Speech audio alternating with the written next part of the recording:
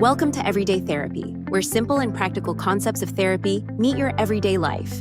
Hosted by licensed marriage and family therapists Brett Cushing and Krista Overson, we're here to help you unlock tools and strategies you need to become the best version of yourself.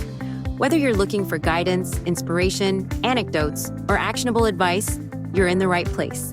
Let's dive into Everyday Therapy. Hello and welcome to another episode of Everyday Therapy. I am Dr. Karen Ryan and I am here with Brett Cushing, licensed marriage and family therapist. And we are talking today about how much do I parent my teen in 2025? What is the right amount of parenting?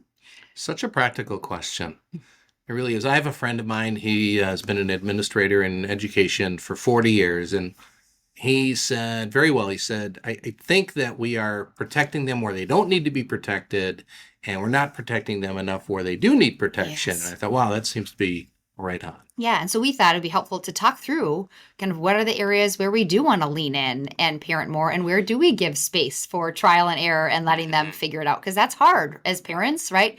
We want to do right by our kids, and sometimes it can be hard to know what does that actually look like. Right? Especially in 2025 here. And I'm confident for those listening, the takeaways are going to be very easy to understand, maybe hard to do, but Yeah. I can pretty much guarantee if we do these as parents, it will have a positive effect. Yep. So, And that these are just really helpful things to have on top of mind, right? Because it can be hard to know what to do. So we hope these are top of mind then for us all. right. Yes. So maybe one thing to consider, and at the outset, I like to ask parents of teens, what's your goal for parenting your teen? Or even like if you have younger kids, what's the goal? What's the end goal? And a lot of times parents don't know. They haven't really thought about that. We just shoot from the hip based on what we learned growing up. Yep. Or what we most recently read. Yeah. Right. And so we don't really know what the goal is. And I heard this many years ago and tried to make this my goal. And if we can make this a goal, I think it's helpful to ensure that our kids are going to be successful no matter where they are. And that is the goal for them to be able to say no to their impulses and their desires and be able to say yes to other people's needs. Now, it doesn't mean they completely nullify themselves, but being able to say no to destructive urges or a self-centered existence and being able to say yes to other people. And I'm just offering that free of charge here. And Right off the bat. and if nothing else, consider what is my goal. Yeah. And know Yes. that, okay, we have to work towards that. Mm-hmm. Yeah, and that can help guide your interactions and those daily choices that you make as you are parenting your teen, right? And one of the things I think of first is our kids spend a lot of time with us, right? And they are really impacted by what happens in the home, right? That their parents and their guardians are their role models for how to live in this world, right? And that doesn't mean we expect ourselves to be perfect. We aren't. There are no perfect humans, right? And it's really doing the best we can, right? And then I think one piece of advice is to really then intentionally model certain things for your kids.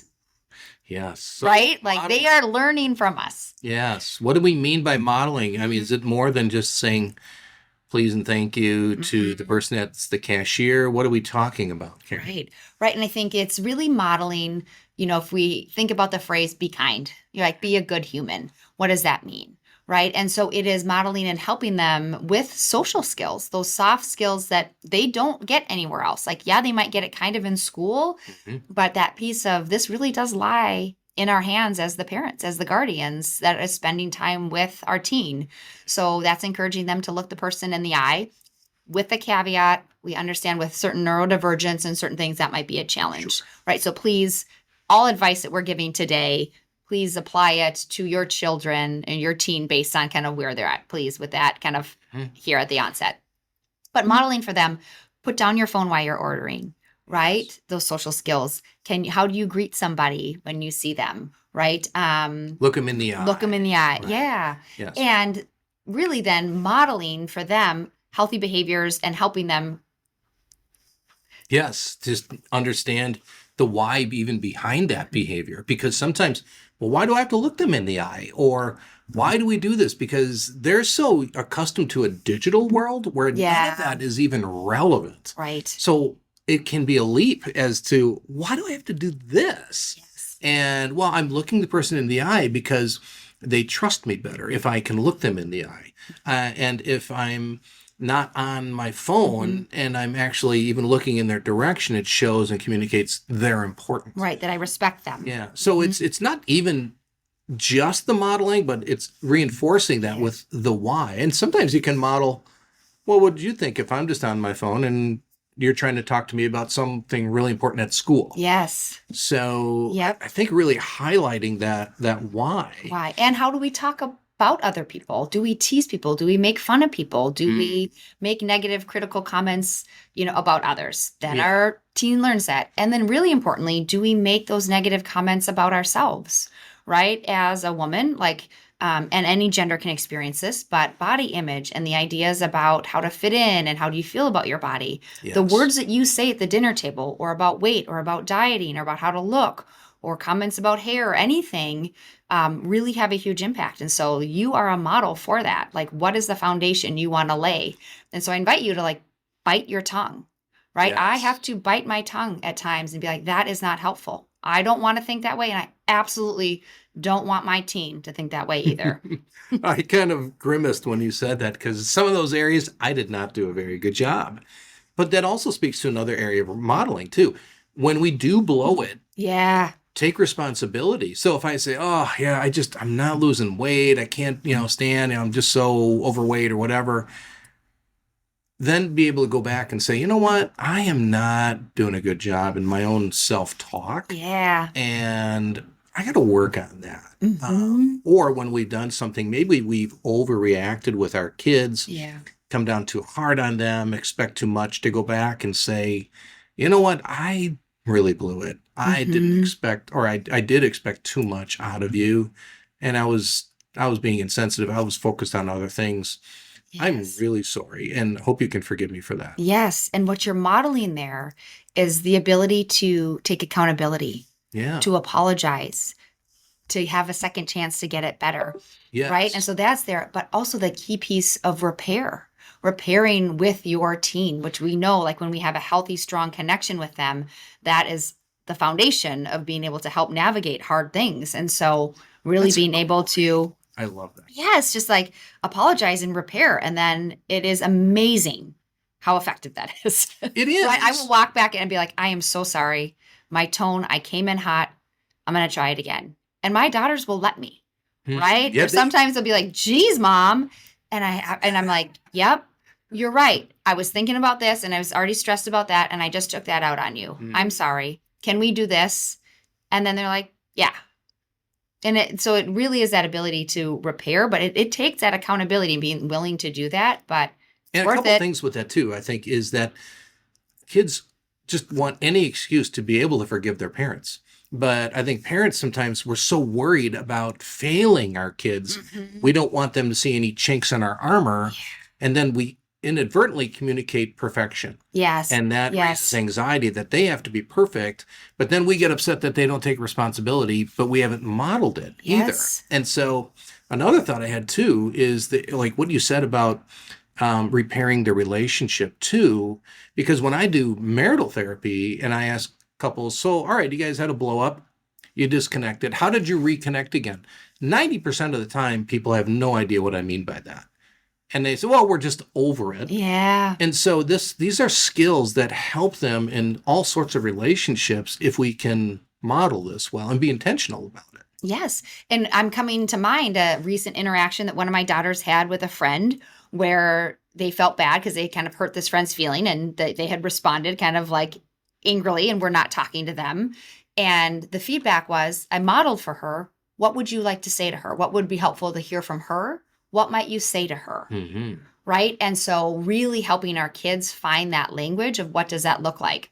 And so here's the how much do I parent? Helicopter parenting, which we all want to avoid, is doing it for them. All right, then I would text that mom or I would do this or try to repair, right? But the goal was to help my daughter have those skills to be able to say to that friend, I'm really sorry I said that. I actually really think you're a great person and I'm so glad we're becoming better friends. And modeling that. I think we can draw a parallel too then to these sort of conversations with teachers and with coaches Right. and with other adults. So The drive might be as a parent to like want to call that coach if your teen comes in and says they're upset about something. You might want to do that for them. Right. Helping your teen to know, how can I do that effectively? So that is where it's this middle of the path. You can be that bridge to help them find that language to do that on their own. Because one of the goals that I think ought to apply for us as parents is we're preparing them for the adult world. Yes, we don't want them to live with us forever. Right. And I think what's happening is we tend to isolate teens and adolescents in our culture and make them a subculture rather than continually reintroduce them to that adult world that they want to avoid. Yes. Because I'm scared. I don't know what to say. And so you might want to ask yourself, am I really preparing them for the adult world by introducing them to the adult world? And then asking yourself, am I doing something now that they can do themselves? Yeah. And if you are, then let them do it. Yep. And encourage them along the way and know that this isn't a moral issue. This is just skill building. Yes, absolutely. Mm-hmm. That we all have to develop. Like that is what we all deserve. And it's just this natural part of life. Yeah. And really it empowers them too to be like, affirm that they can do that. And they've got your back, right? You've got their back, excuse me. So they know that I'm taking this risk to do this, but I've got my parent support behind me. So if anything doesn't go well or I need extra support, it's there. Yeah. Yes. So shower them with a lot of positivity here. Yes. And maybe, good ratio 7-1, of positivity to change. You need to do this better. Yes. Yes. So we're talking like training and coaching here too. Before we move on, any other thoughts of what you do or parents need to be thinking about when they're coaching, when they're training I was going to say kiddos. Sorry, teens, these young adults. Yeah, just in general, you mean, of like what is helpful to remind them? Yeah. The other thing I think of is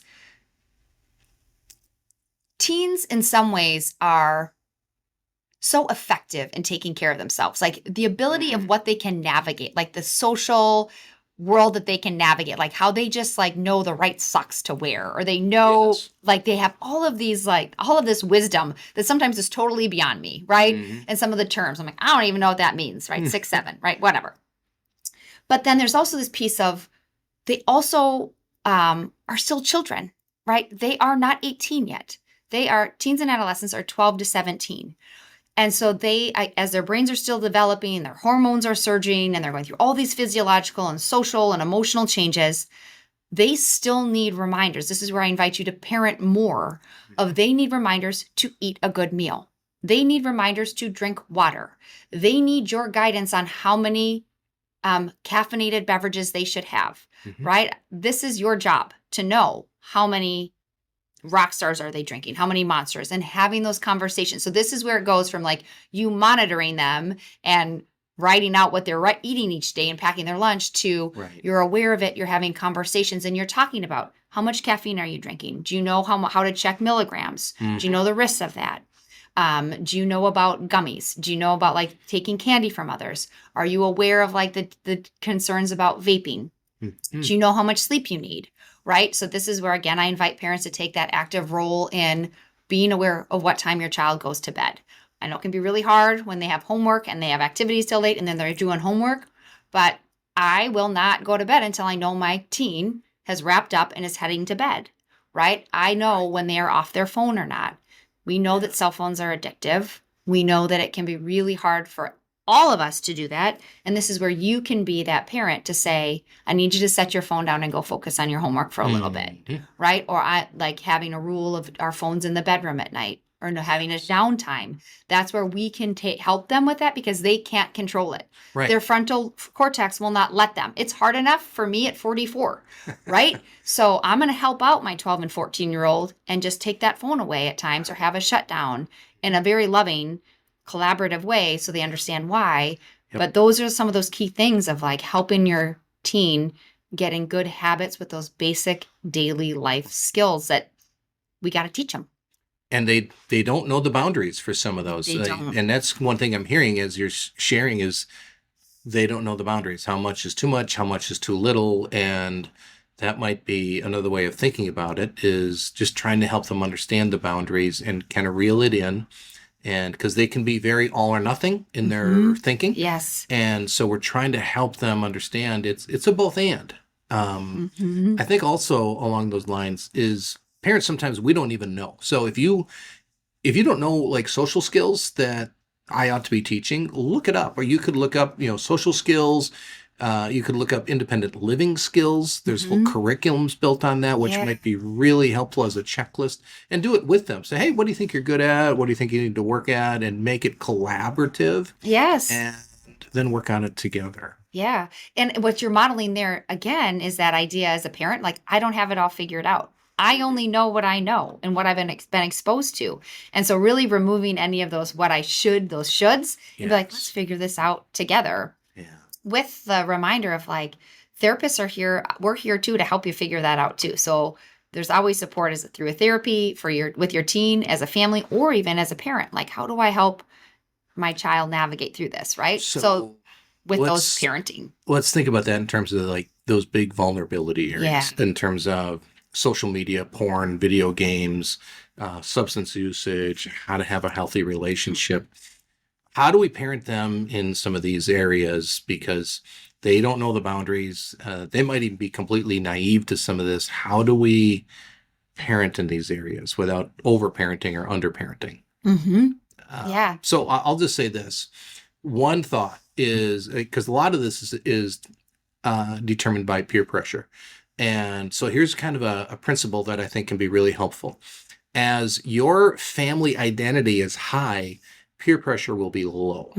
And as your sense of family identity is low, peer pressure will be high. So what do I mean by family identity? I mean, when you have those traditions and you have family time and you continually meet together and do fun things as a family and have your traditions and you're having positive experiences, that's all family identity. And as that is high, peer pressure will be low. Yeah. Brett, I'm curious, what would you define as family time? Yes, or quality so family glad time? you mentioned it. Because I think it's simpler than most people are going to think. It is. And so we're going to lose some of our audience because I'm going to say what one of them is, and that's this Sunday. We watch the Green Bay Packers. For decades, generations, the family gets together. And not everybody's watching the game, but we are together and we're laughing and we're eating together. And so I think just having dinner together, having little activities like that you do together. It can be even just driving in the car, but not listening to music or something, but just ask your kids questions and just listen and engage with them. It can be, my daughter would sneak out of bed. She told us when we were older. She would sneak out of bed, sneak behind the couch and just listen to mom and dad watch Everybody Loves Raymond and laugh. And she just loved to listen to us laugh at night. My gosh, and that's wonderful. That was part of it. So it is pretty simple. It's very cost effective. Yeah. Yeah, and I think it's that highlighting, it's those 10 to 15 minutes. Yes, our trips to Mexico, wonderful. Yes, those big days that you spend all together on a day excursion, great. But it is really those day-to-day interactions that build that connection and community. And that's what we're talking about. I got to share this story. Yeah, please. As you know, my mom just had a stroke. Yes. And so I was visiting her, and just she and I at the hospital. Nothing good on hospital TV, except old reruns. And so we're sitting there together, and MASH was on, the old TV show MASH. Yes. And I said, Mom, it's like 10:30 on a school night. You and I would watch MASH at 10:30 after local news. And I said, all we're missing now is Captain Crunch. And it just took me right back. That was family identity that she and I would share together all the time. Yeah. What a special memory. Thank you for sharing. And it's those simple things, but have a huge impact on us. Right. Yeah. Yeah. And you're talking about vulnerabilities. And one of the other things that we can do well as a parent is just try to remove some pretty significant risk factors in our teens' environment. And what I mean by that is really thinking about, do you have any firearms? Do you have any guns at home?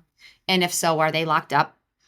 Is anybody on any prescription meds that are more likely to be abused by teens? Are those locked up? Do you have an awareness of how many you have?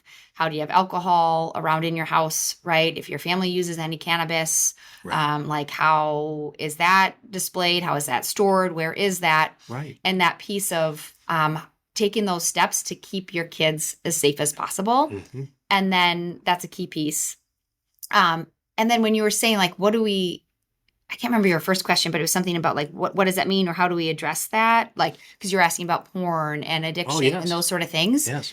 And what came to mind for me was open the door by talking about it. Mm-hmm. Say the words, right? Say the words porn, say the words nudes, say the word like selfies, say those words, talk about suicide, talk about mental health, talk about bullying, talk about peer pressure. And again, do not give them a lecture. That would be my recommendation. But it's really like when you toss out those one or two things. So, right, like last year as I was driving to the football game, was talking about like there might be substances there. People might be drinking, there might be gummies, there might be candies. Are you aware that there might be like certain THC or drugs in gummies? Okay, so we're not at a point where you're ready to do that. So please don't take candy from anybody, right? Conversations about those things. So it's one or two sentences that can really have a positive impact. And I like that because you're being preventative, you're normalizing it, and I think a lot of times it does come across as a lecture. Now remember, people are going to be doing this, so don't do that. That's not good. And it communicates, I think, inadvertently, I don't trust you enough. Yeah. Instead of like what you're saying is, you got this. I trust you. Yep. This is what's going to happen. Yep. And there's no shame in that either. No sense of trying to control them. Yep. And that key language of when this happens or if this happens, I'm here for you. We'll figure it out together. Right. So as like I'm entering high school and party territory and those sort of things, having conversations about like, I'm here for you. So if you get somewhere that doesn't feel safe or feels off and you want me to come get you, we have a code phrase that gets text or called to me. I'm coming in a minute. I'm not going to be mad. Whatever situation you find yourself in, I'm not going to be mad. I'm going to come help you and we're going to figure it out together. There you are. We. Language. Yep. Yes. Yep. Mm-hmm. Well, I think we've provided some things that are very tangible, and we really want to empower you because as parents, it can feel just incredibly overwhelming. Yes. And where do I begin? I don't know what to do. So we hope that you have some things that are very easy to understand. They can be hard to implement. That's okay. Yes. Go see a therapist yourself. Get some encouragement. Get some reminders. Yep. Listen to this podcast. And remind yourself you don't have to nail it the first time, right? Yep. Like that ability to come back and apologize and keep refining your skills to refine their skills. Like that's the power of authenticity and figuring it out. Yeah, you're doing great. Yep. And you're still learning and growing just like every one of us. So 100%. Part of that was being here today. We're so glad you were. And we look forward thank you. to meeting next time. Absolutely. Bye, all. Thank you for listening to this episode of Everyday Therapy. We hope you're inspired to apply today's insights to your own life. Don't forget to subscribe so you never miss an episode. If you found this podcast helpful, please leave us a review. It helps others discover the show and join our community. See you next session. Everyday Therapy is a production of Nystrom and Associates, one of the largest behavioral health organizations in the country. To learn more, visit nystromcounseling.com.